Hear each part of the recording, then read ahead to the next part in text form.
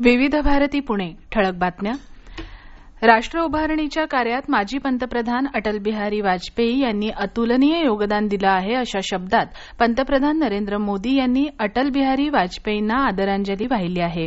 माजी पंतप्रधान भारतरत्न अटल बिहारी वाजपेयी यांच्या पुण्यतिथीनिमित्त आज नवी दिल्लीत त्यांच्या समाधीस्थळावर प्रार्थना सभेचं आयोजन करण्यात आलं होतं. राष्ट्रपती उपराष्ट्रपती यांच्यासह अनेक मान्यवर नेत्यांनी वाजपेयी यांना आदरांजली अर्पण केली आहे. 70व्या राष्ट्रीय चित्रपट पुरस्कारांची आज घोषणा होणार आहे.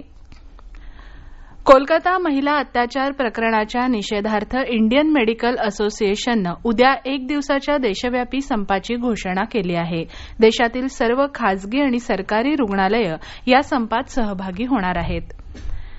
शरीरास घातक अशा खाद्यपदार्थांचा वापर टाळत नागरिकांनी विषमुक्त अशा रानभाज्यांचा आपल्या दैनंदिन आहारात समावेश केला पाहिजे असं प्रतिपादन यवतमाळचे पालकमंत्री संजय राठोड यांनी काल व्यक्त केलं.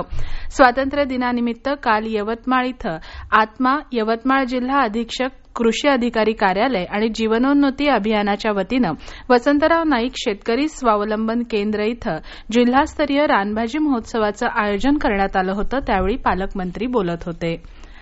लातूरच्या आदर्श मैत्री फाउंडेशनच्या सायकल बँक उपक्रमाच्या माध्यमातून घरापासून दूर अंतरावरील शाळा असलेल्या गरीब होतकरू विद्यार्थ्यांसाठी सायकल उपलब्ध करून देत आहे. हा उपक्रम समाजासाठी दिशादर्शक असल्याचं मत राज्याचे क्रीडा आणि युवक कल्याण मंत्री संजय बनसोडे यांनी या उपक्रमाच्या उद्घाटन प्रसंगी व्यक्त केलं.